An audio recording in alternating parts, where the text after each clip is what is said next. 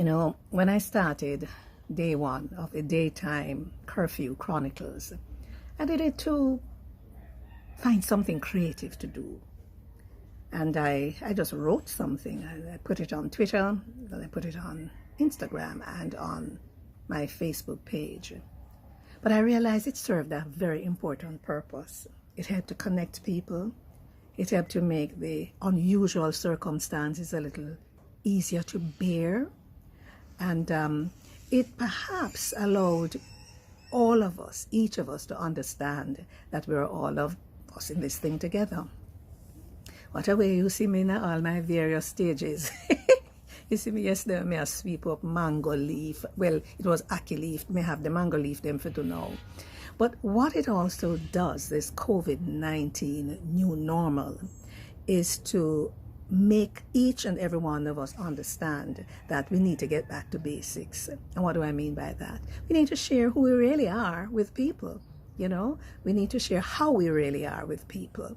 And here I am in Jamaica, but many of you are watching this from Canada, the United States of America, from the United Kingdom, and wherever else in the world, maybe Japan and China.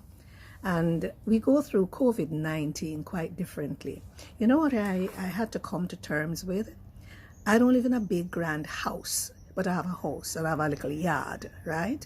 There are some people who are cooped up in apartments in places like New York, and when they are told to tanner them yard, same like some people here in Jamaica, in some of our crammed communities where people live tight and close, it hard.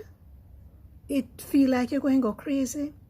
In Jamaica, because of our weather and so on, them can come out and stand up on the sidewalk. And of course, if you do that, I also say, obey the police, respect them. But when you're cooped up in an apartment in some first world country, you want to name first world country and have the temerity if you can call it third world.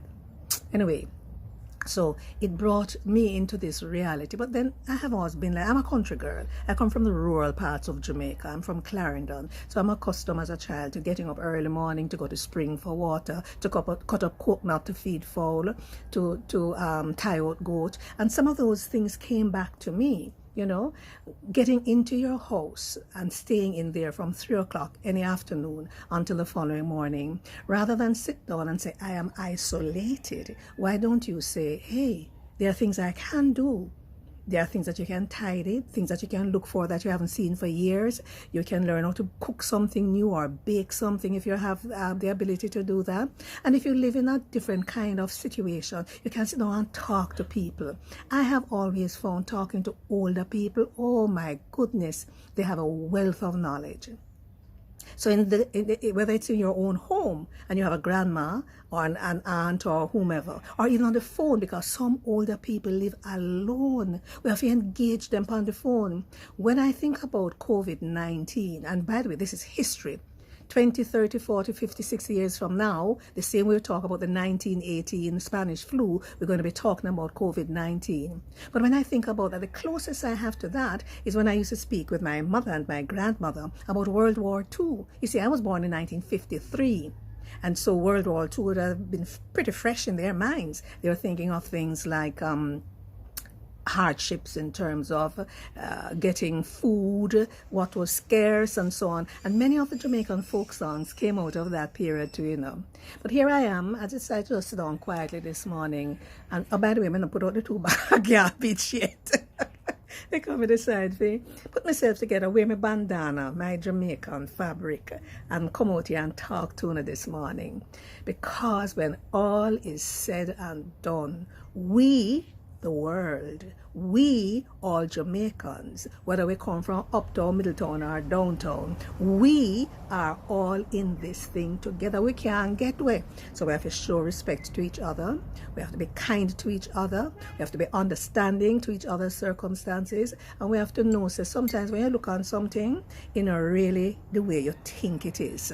Because different people experience things differently.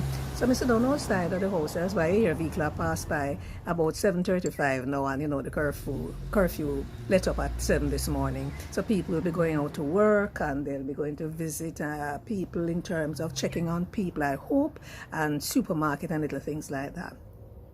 But the My Curfew Chronicles is amazing how many people have connected with it. So I'm going to upload to my YouTube channel, and then I'll put it from there, link it to Instagram and Facebook and possibly Twitter. But you know, there's a Jamaican saying for everything in this world, and so many of them have come to me since this situation, and as they come to me, I'm just going to share. Monkey must know which part him I go put in tail before I order trousers. Monkey must know which part him I go put in tail before I order trousers. And there's a version, goat must know the size of him before he swallow guinea seed. And what that is really saying, you know, we are in this situation that we have to work out how we're going to cope. How are we going to cope going forward? And another one, some people say them don't know it. Old woman a swear for Callaloo, and Callaloo a swear for run old woman belly. Yep. So we have plans. Oh, we're going to do this in 2020. Here, the back man out there, them nice, you see. We're going to do this in 2020. But we never ever stop to say we're going to do it, God willing, or Dio volente in Latin, because we don't have control over our lives. No more than ever. COVID has made that very clear. Got a man a plan and got a wipe out. That's another thing that we say in Jamaica. But you know, it was just so good to get up this morning, not as early as I did 2 mornings ago when I was teasing up my vegetable garden and listening to the birds. And the rooster was crowing. You hear a dove cooing there. I don't know if you can hear it. And other birds around. And I give thanks. So in all of this, we need to give thanks. In all of this. Some people might say, give thanks for what? Let me tell you something. You see, when you give thanks, you're able to cope better. When I get up in the mornings and I do my devotion, I give thanks. I give thanks to my friends.